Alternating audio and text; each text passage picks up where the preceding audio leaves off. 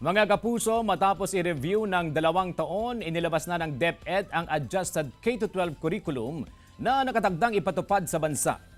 Ayon kay Vice President at DepEd Secretary Sara Duterte, layon ng matatag curriculum na matugunan ang poor performance ng mag-aaral pagdating sa national at international assessment. Sa revised curriculum mula sa 7 foundational skills, ginawa na lamang itong 5.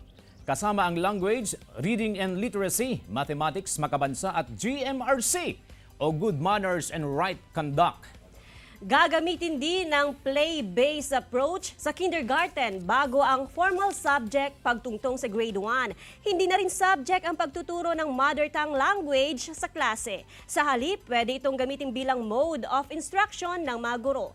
Ayon kasi sa DepEd, nagdudulot ng kalituhan hindi lang sa mga estudyante maging sa mga guro ang paggamit ng mother tongue lalo na sa Luzon na iba't iba ang dialekto. Binigyang diin din ang asignatura na makabansa para palakasin ang nasyonalismo ng mga kabataan. By phase naman daw ang gagawing implementasyon ng matatag curriculum ayon sa DepEd na sisimulan sa 2024. Isusunod na i-review ng DepEd ang grades 11 to 12 curriculum.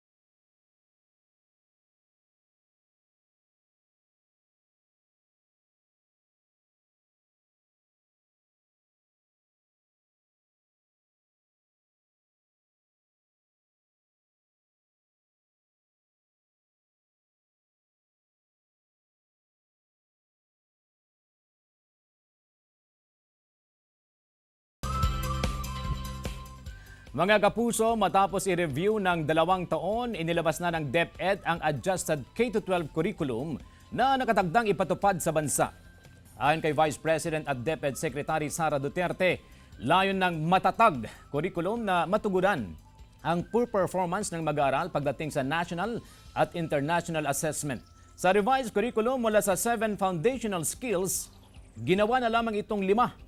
Kasama ang language, reading and literacy, mathematics, makabansa at GMRC o good manners and right conduct.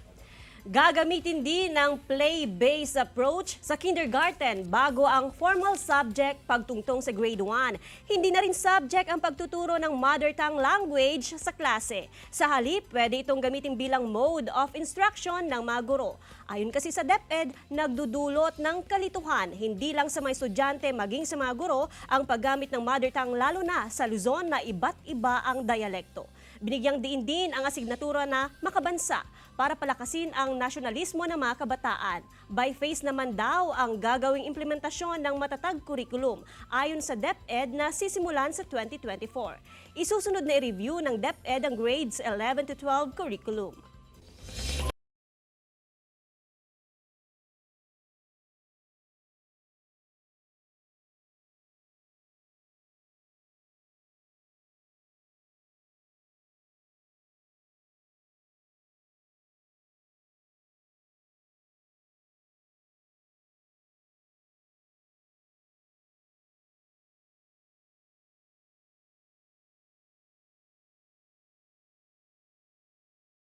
Halos 6,000 replacement plates nakaimbak sa LTO Dagupan District Office. Naritong report. Halos 6,000 replacement plate ang nasa storage room ng Land Transportation Office Dagupan District. Nagsasagawa raw ng house-to-house distribution ng LTO. Pero sadyang matagal ang pag-release ng replacement plate kaya nanawagan ang tanggapan na kunin na ng mga may-ari ng sasakyan ang mga plaka. Nagamit pa rin nila yung old, no? Pero yun nga, ang kuha nga natin ngayon is hindi naman sila nasisita basta, no? Basta importante po ay rehistrado yung kasasakyan nila. Nananawagan kami sa taong bayan, sa mga may replacement plates na nandito sa LTO Dagupan District Office na pwede nyo pong bisitahin ang aming opisina. Taong 2015 nang palitan ng old version ng plaka na may kulay green na background at green na alphanumerics. Pinalitan ito ng plaka na may puting background at itim na kulay ng alphanumeric para mas madali umanong matukoy ang plaka ng sasakyan. Ma'am, mahalaga po para po ma-trace po yung mga sasakyan, lalong-lalo mga enforcer, ma-trace nila kung nakarehistro o hindi. Samantala, libreng replacement din sa mga nasira o nabasang temporary license ang hatid ng LTO. Gawa lamang sa papel ang temporary license at ilan ang nabasa at nasira dahil sa ulan. Kung saan ka nag-renew, doon ka lang po magpa-reprint. Ganun din sa ganun din sa printing ng driver's license card pag meron na siya. So kung saan ka nang nag-renew, doon ka rin dapat magpa-print ng card mo. Mahigit 7,000 ang backlog ng PVC type license sa LTO Dagupan District. Joan Punsoy para sa Mornings with GMA Regional TV.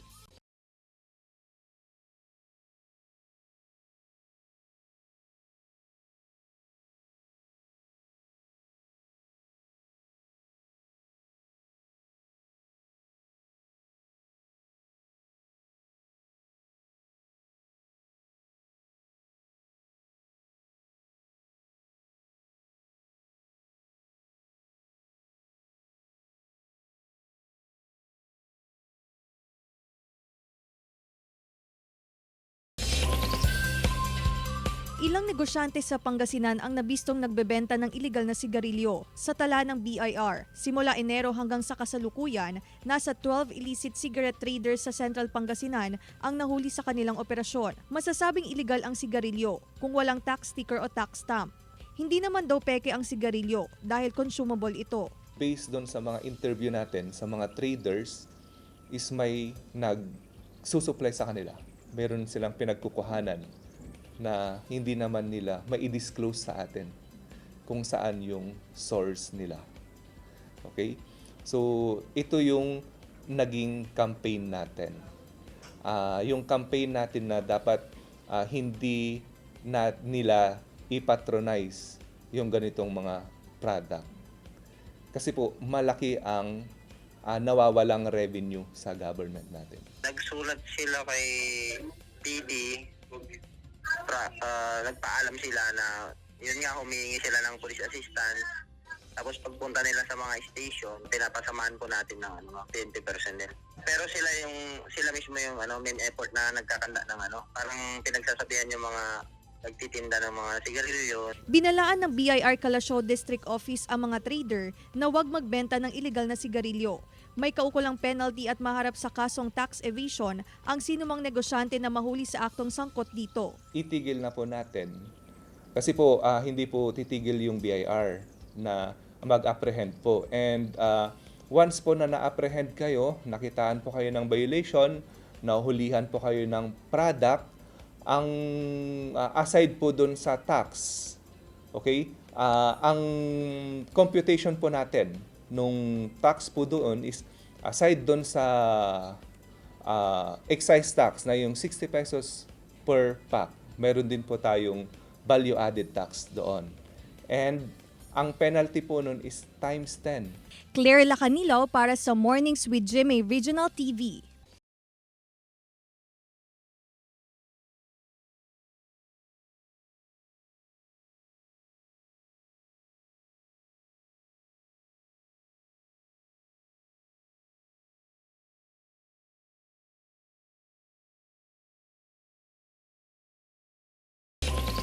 Buying price ng palay record high ang itinaas ayon sa Sinag.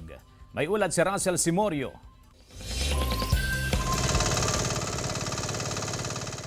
Gumamit ng water pump ang magsasakang si Mang Marlon upang maalis ang tubig sa kanyang sakahan sa barangay Alitaya, Mangaldan, Pangasinan. Nais pa niyang maisalba ang mga pananim na nalubog sa baha. O naisalba sa sa amin. Kumuha ka namin ng yung makina. Binawasan namin yung tubig. Nilagay namin doon sa may mataas para mabawasan yung tubig. Sa Oktubre, inaasahang aanihin ni Mang Marlon ang kanyang tanim na palay.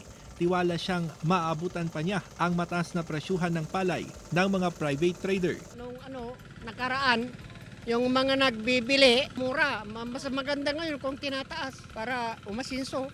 Ayon sa Samahang Industriya ng Agrikultura, nasa mahigit 28 pesos na ang buying price ng palay ng mga private trader ngayong lean months. Kaya ang presyo ng bigas sa mga pamilihan, inaasahang patuloy ang pagtaas. Kasi yung palay bumibili na sa 28 pesos ngayon, no? Yung dry. So ibig sabihin nun, tataas ulit yung presyo ng bigas. Sa pagbisita sa Pangasinan ni Senator Amy Marcos na tumatayong Vice Chairperson ng Senate Committee on Agriculture, tahasan niyang sinabi na posibleng magkaroon ng rice shortage sa bansa. Kailangan umanong mapataas ang lokal na produksyon para hindi umasa sa importasyon ng bigas. So yung sinasabi na hindi magkakaroon ng rice shortage, nagkakamot kami lahat ng ulo kung paano mangyayari yan. Talagang magkakaroon ng shortage. Russell Simorio para sa Mornings with GMA Regional TV.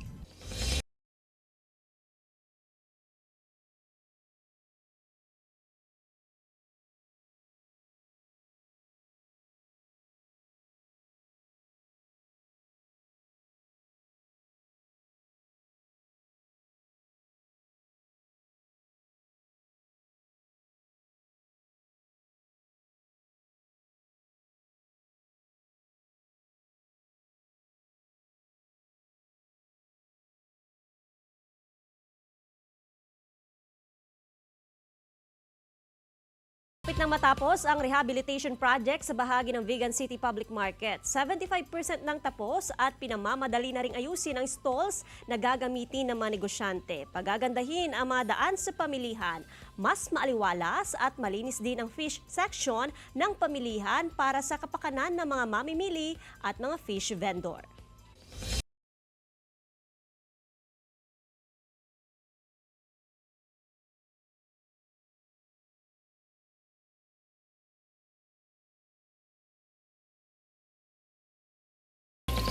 Activated na ang Joint Security Coordination Center sa Baguio City para sa nalalapit na barangay and SK elections. Nagsagawa ng threat assessment ang PNP at sinabing wala namang nakikitang banta sa seguridad ang syudad. Pero paghahandaan pa rin ng pulisya, lalo na ang posibleng pananakot ng mga magkakatunggaling kandidato. Nakahanda raw ang buong puwersa ng PNP at militar sa anumang insidente. Samantala, inihahanda na ng COMELEC ang mga polling precinct na mas kaunti ngayon dahil sa mga clustered o pinagsamang mga presinto para mas mapadali ang botohan sa Oktubre.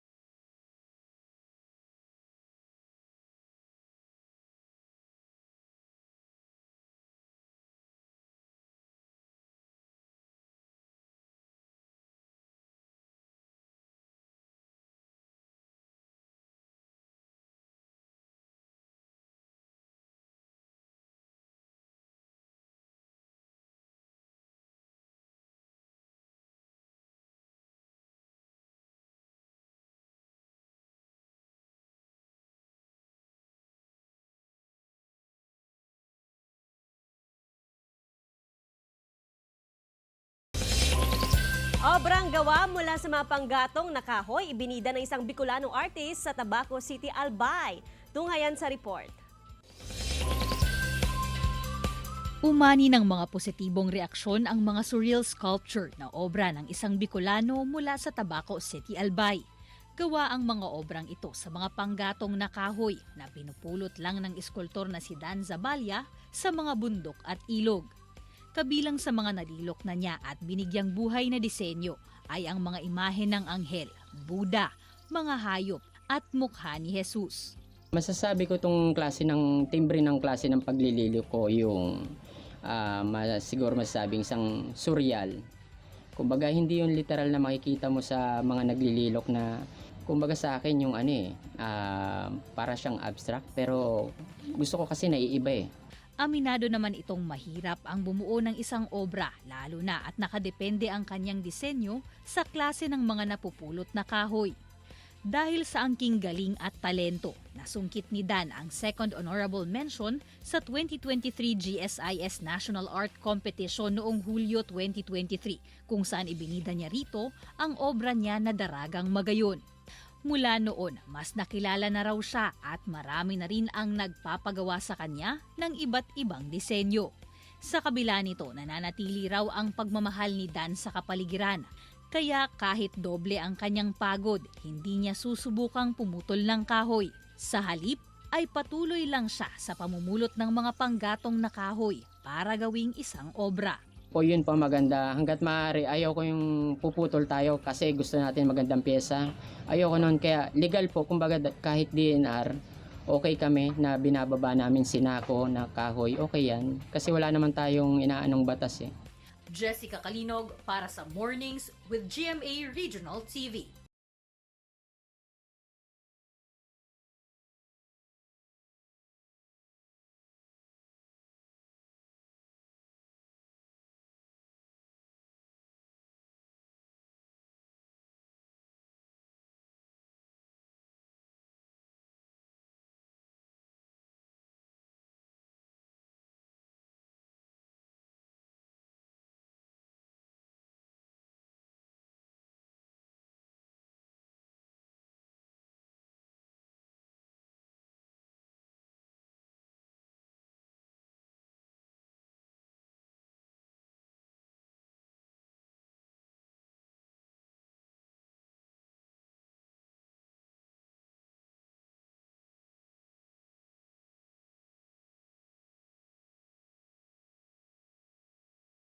Napansin daw ng mga residente ng Barangay Talibao, Calasiao, Pangasinan ang pagdami ng lamok sa mga kabahayan. Kahit humupa ng baha, may mga bahagi pa rin na may naipong tubig o stagnant water na maaring pamahayan ng mga lamok. Nangangamba raw ang mga residente sa banta ng dengue at iba pang sakit. Para maiwasan ang pagdami ng dengue cases sa bayan, nagkasana ng fogging operation ang Calasiao Municipal Health Office sa mga barangay. Bukod sa fogging operation, namamahagi rin ang Calasiao MHO ng libreng larvicidal treatment na maaaring ilagay sa mga naipong tubig para hindi pamahayan ng lamok. At kaugnay ng balitang yan, fogging operations, ikinasa ng Municipal Health Office sa mga binahang barangay sa Calasiao. Nakatutok live si Claire Lacanilaw. Claire? Good morning, Joanne. Good morning, mga kapuso. Pagkatapos ngang humupa ang baha, nangangambang ilang residente dahil sa pagdami ng lamok. Dahil na rin yan sa naiwang tubig o stagnant water na maaring pamahayan ng lamok. At para malaman ang mga ginagawang inisyatibo ng ilang barangay upang makaiwas sa sakit na dengue, makasama natin ang presidente ng Barangay Health Worker ng Barangay Songkoy, Calasiao, Pangasinan. Walang iba kundi si Ma'am Sheila Estrada. Ma'am, good morning and welcome to Mornings with GMA Regional TV. Good morning po sa mga kapuso at yung nanonood po sa GMA Luzon. Maraming salamat po sa iyong papanood po. Okay, ma'am. Ma'am, pagkatapos ng humupa ng baha, ano po yung mga ginagawa po nating monitoring para makaiwas nga po sa sakit na dengue ang ating mga residente? Po sila, yung barangay po namin, nagpapaging po sila para maiwasan po yung dengue. Tapos naglilinis po kami ang bawat barangay, bawat residente po sa Songkoy. Sinasabihan po namin na maglilinis para maiwasan po yung dengue at lalo po yung mga basura po na maaaring malalagyan ng tubig. Ito rin po yung nagkukos po na malagyan po ng maitlogan po ng dengue. Kailangan po ayusin po nila kanilang basura. I-separate po yung dapat i-separate na mga plastic or mga bote or yung mga takip po ng bottle kasi pwede rin siyang maitlogan ng lamok para maiwasan kahit mga maliit na bata pwede pong turuan na para maiwasan po ang dengue na dapat hindi mangyari po sa aming barangay. Okay, ma'am. Ma'am, gaano po kahalaga yung magsagawa ang barangay ng fogging operation maging sa mga bahay-bahay, ma'am? Napaka-importante po yun kasi katulad ngayon, kakatapos lang po ng baha sa amin, mayroon talagang naiiwan na mga tubig. Kailangan po, para mamatay yung naiiwang lamok o itlog na nandoon po sa mga example, yung mga gulong, or ano pa yung nandyan na pwedeng itlogan ng mga lamok, kailangan po maanuhan ng paging para mamamatay po sila. At isa po doon, kailangan po hindi iasa po sa barangay na ipaging. Kailangan po mismo ang residente po ng aming barangay, kailangan po ang kalinisan, maglinis po. Ma'am, kamusta po ang koordinasyon ng barangay sa Kalasyaw Municipal Health Office para nga po makaiwas sa sakit na dengue? Ang aming pong kapitan pumupunta po sa munisipyo sa Kalasyaw, nagre-report po siya kung ano pong nangyari po sa aming barangay, katulad po ng mga dengue o anong mga sakuna po o anong mga maaring mga nangyari po dito na mga sakit katulad ng dengue o ano pa man, nagre-report po sila araw-araw po doon sa munisipyo. Okay, lastly, mensahe na lang po sa ating mga kapuso na nanonood po ngayon. Mensahe ko po sa lahat, hindi lang po sa aming barangay, sa lahat po ng barangay. Kahit saan pa man na lugar, importante para maiwasan po natin ang dengue, kalinisan po ang pinaka-importante. Kahit na mga maliit na bata, pwede po nating turuan. Kasi ang plastic, doon po nagsimula po yung mga lamok sa mga gulong, sa mga cup, kahit nga baso na nabasag at pwede pang maitlogan ng lamok o katulad po sa mga timba natin. Kailangan may mga takip po yun kasi ang mga lamok doon din nag-iitlog sa malinis po na tubig. Kailangan nakatakip lahat yung may mga tubig. Mismo tayo mismo na mga nanay or kahit hindi nanay.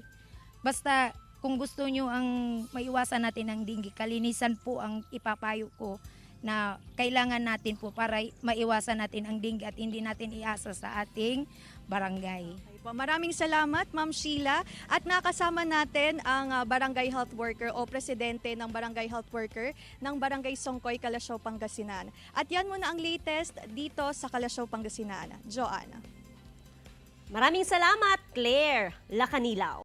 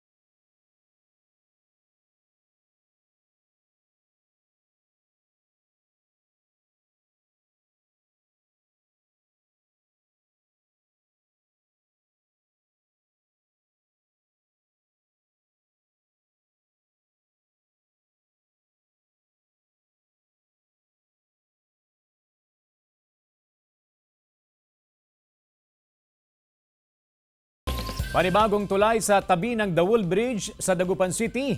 Ipinatatayo na ng DPWH-1 ang detalye sa report.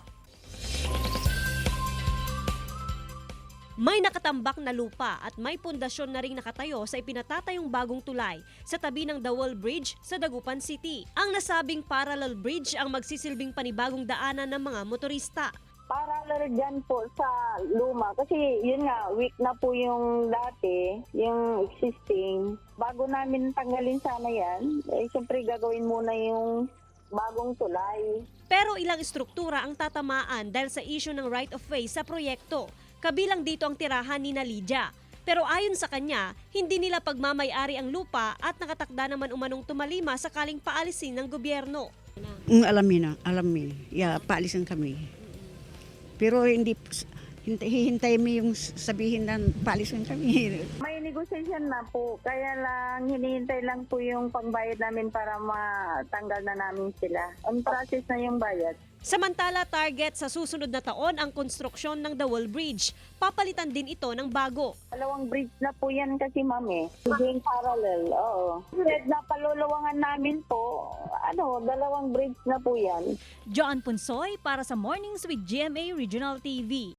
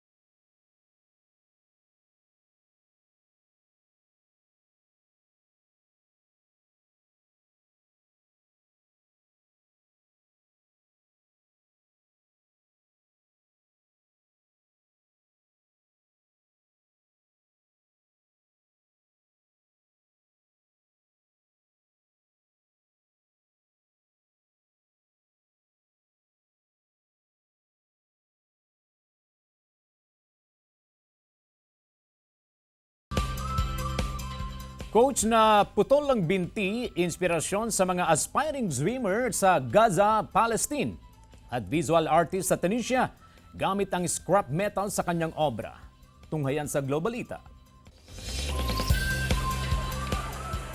Inspirasyon para sa mga aspiring swimmers ng Gaza, Palestine ang kanilang 42 anyos na swimming coach na si Maji El Tatar. 9 na taong gulang si Tatar nang maputulan ng kanang binti dahil sa aksidente. Pero hindi nito napigilan ang kanyang pangarap na maging isang mahusay na swimmer. Ngayon, meron na siyang sariling Palestinian Swimming Academy kung saan tinuturuan niya ang mga bata, kabilang na ang mga may kapansanan. Sa record ng Red Cross, nasa 1,600 sa 2 milyong populasyon ng Gaza ang amputee, kaya malaking tulong ang swimming sa kanilang rehabilitasyon tuwing summer camp. Sa Tunisia, sikat ang visual artist na si Zohair El Bakir dahil sa kanyang kakaibang teknik sa paggawa ng obra. Gamit ang mga scrap metal mula sa mga factory at industrial materials, wine-welding niya ito para makagawa ng iba't ibang imahe. Kalimitan, sa araw-araw na buhay siya kumukuha ng inspirasyon at pinili raw niyang medium ang mga patapong bagay bilang simbolo ng pagkakait, lungkot, saya at pagnanais. Ngayon, ang kanyang passion sa artwork, kanya na ring pinagkakakitaan. Chris Zuniga para sa Mornings with GMA Regional TV.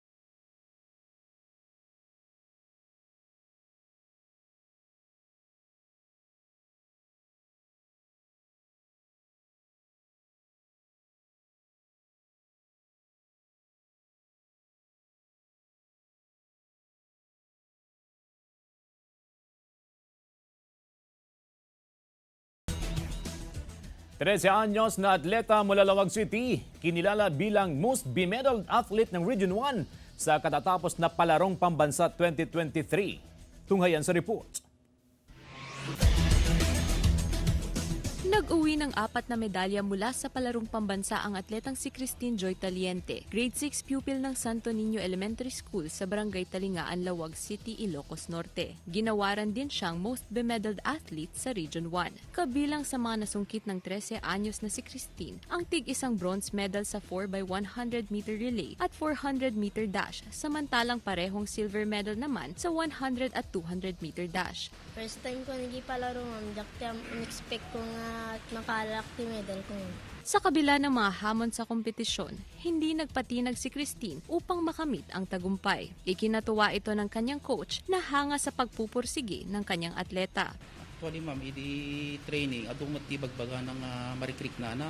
Ngam kapot na siya kumatkat may sa coach, motivated lang tamit iso ng kayam deta ko na no pain, no gain. Laking pasasalamat ni Christine at ng kanyang coach sa lahat ng suporta upang maiuwi ang karangalan. Sa grounds na ito mismo nag-ensayo ang most bemedaled athlete na si Christine Joy, rason kung bakit niya nakamit ang 4 na medalya sa palarong pambansa. Nais daw ni Christine Joy na maging inspirasyon sa mga kapwa niya kabataan na walang imposible sa taong nangangarap. Ang mahalaga ay ang unang hakbang upang makarating sa finish line. Gav De Luna, para sa Mornings with GMA Regional TV.